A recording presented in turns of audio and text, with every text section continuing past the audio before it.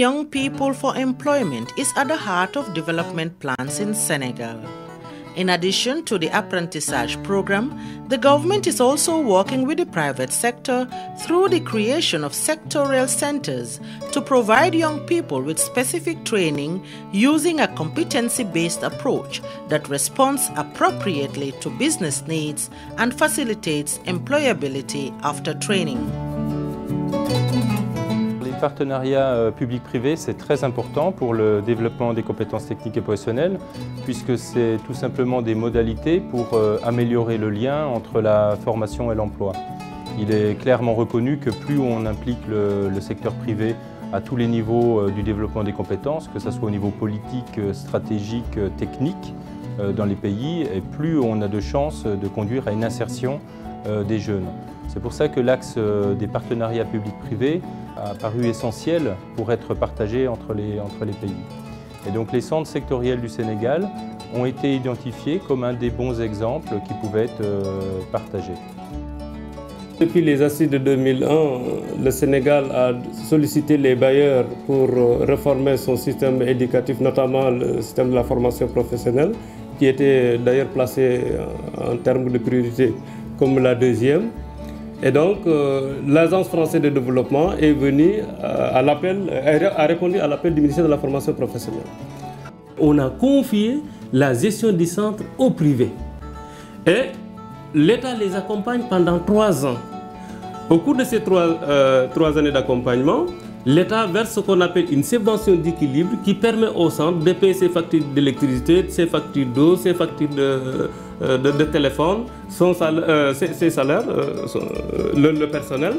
Et à côté de cette subvention d'équilibre, il y a aussi ce qu'on appelle la salle de formation initiale. L'État verse au niveau des centres de l'argent pour prendre en charge les jeunes qui rentrent au centre par un concours co-organisé par la direction des examens et concours de la certification du ministère, mais également par les centres et les branches professionnelles.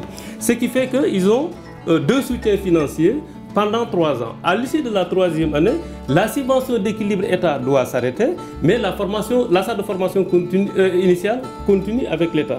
Et donc, les centres, les recettes qu'ils auront générées viendraient principalement de la formation continue, donc des employés des entreprises. C'est dans ce sens que je sais qu'elles ont été toujours impliquées depuis le départ, parce que c'est elles qui étaient demanderesses de la mise en place de ces centres-là.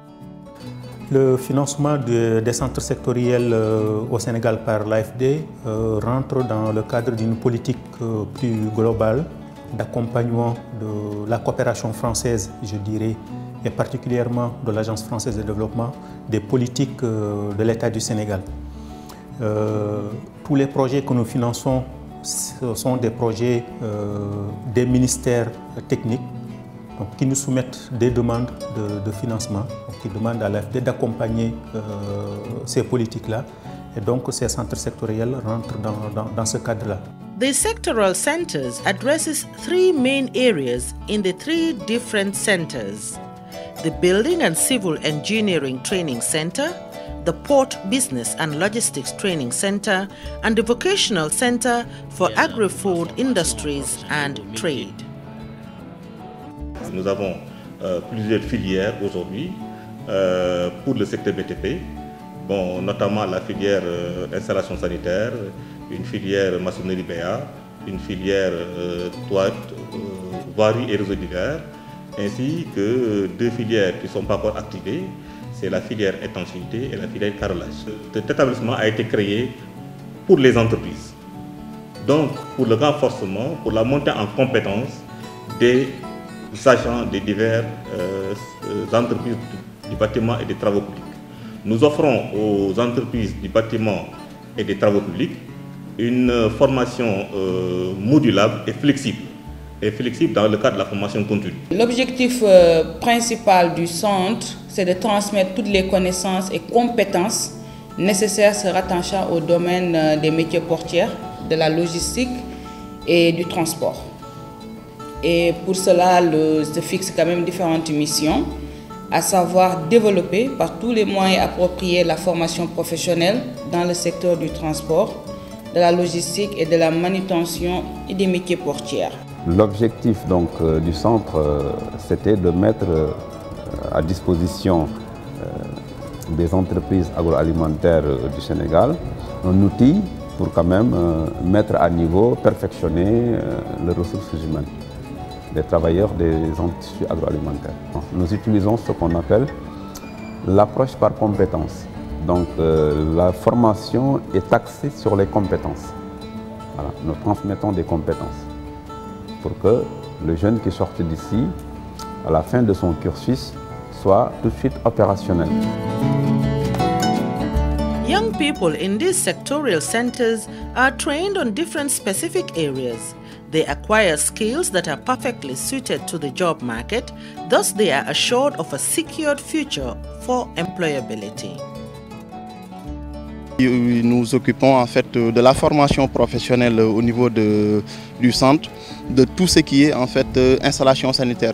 Parce que la différence entre l'installation sanitaire et ce qui se faisait avant, c'est qu'en installation sanitaire, on fait tout ce qui est plomberie domestique, c'est-à-dire la plomberie qu'on voit en général depuis Mathusalem au Sénégal, et en même temps aussi la plomberie industrielle, c'est-à-dire tout ce qui est tuyauterie, production d'eau chaude, production d'hydraulique, tout ce qui est hydraulique et tout ça. Ici, c'est un centre agro. Bon, il y a une partie conduite, mais c'est un centre agroalimentaire. Donc ici, on forme des jeunes avec un niveau BEP, ça veut dire que niveau 3e, un niveau BT, c'est-à-dire niveau terminal et même plus. Donc ici, la formation, c'est une formation de 2 ans. Donc il y a une partie agroalimentaire où on fait tout ce qui est transformation de produits agroalimentaires. Donc transformation des matières premières pour les transformer en produits finis. Et il y a aussi 2 autres filières, c'est la filière conduite, c'est la filière conduite de machines automatisées.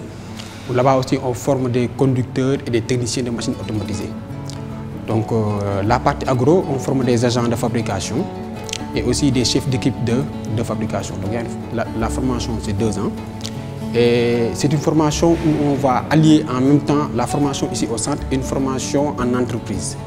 L'année dernière, nos stagiaires avaient fait 2 mois de stage. Cette année, ils vont faire 3 mois. Donc l'ensemble, c'est 5 mois de stage passés dans les entreprises au Sénégal, à Dakar et dans les régions. The training offered is seen and felt by young people in different ways, as each of them acquires skills in a particular area. On apprend sur l'agroalimentaire, la transformation des produits d'origine animale, végétale, d'origine animale comme par exemple le poisson, les produits carnés aussi, le lait, pour les d'origine végétale, les fruits, les légumes, les céréales. On reçoit une formation de bonne qualité. L'année dernière, on était en stage et on se sentait à l'aise. On est venu et on est entré directement dans le bain. On nous a appris comment s'insérer dans l'entreprise. On est venu, on est à l'aise car les cours qu'on nous a donnés, on les retrouve à l'entreprise. On se retrouve bien à l'entreprise. Ici, on exploite notre compétence, ce qui est différent, comme je l'ai dit tantôt, dans les autres écoles. Et il y a aussi un quantum horaire. En 2 ans, nous faisons 2500 heures. Par exemple, dans les autres écoles, tu peux faire la première année jusqu'au master, même pas faire 600 heures. Et c'est cela qui nous a poussé à entrer dans cette école. Although the sectorial centers have registered major successes, particularly in the delivery of innovative skills and promoting public-private sector partnership, some challenges have also been encountered over the years. Les défis, c'est que on pourrait dire, ils sont doubles. D'une part, que ce partenariat public-privé qui a bien démarré et qui fonctionne bien aujourd'hui soit pérenne et qu'on puisse répondre à travers cet outil, qui n'est pas le seul, de la formation professionnelle, on puisse répondre aux besoins réels de l'économie. Autre défi, et je dirais cela, c'est peut-être plus aussi au niveau du Sénégal, c'est que cet exemple ou ce modèle de structure alliant le privé, le public, le privé sénégalais, le privé français, ces structures-là, ce type de structure, puisse se diffuser aussi dans la sous-région, dans d'autres pays, et que, comme d'ailleurs on a dû déjà vous le dire, on est au niveau du ministère déjà invité dans d'autres pays pour non pas faire du copier-coller, mais pour témoigner et échanger sur l'expérience que l'on est en train de mener depuis maintenant quand même 8 ans. Les entreprises sont appelées à envoyer leurs employés en formation de perfectionnement au niveau de ces centres-là. Parce qu'on avait dit, quelle est la solution qu'on va adopter pour améliorer la compétitivité des entreprises du Sénégal. Et pour le faire, il faut une main-d'œuvre qualifiée. Il faut des professionnels qualifiés. Et donc, l'autre volet important de ces centres sectoriels, c'est la formation continue. Et c'est là où l'on sollicite encore une implication encore soutenue, plus accrue des entreprises pour qu'elles envoient en nombre suffisant leurs employés en formation de perfectionnement au niveau des centres, parce que ces centres doivent voler de leurs propres ailes, entre guillemets. Despite these challenges, however, the sectorial centers continues to actively participate in the development of the country through training and preparing young people for employment by working hand in glove with the private sector in the process of eradicating unemployment in Senegal.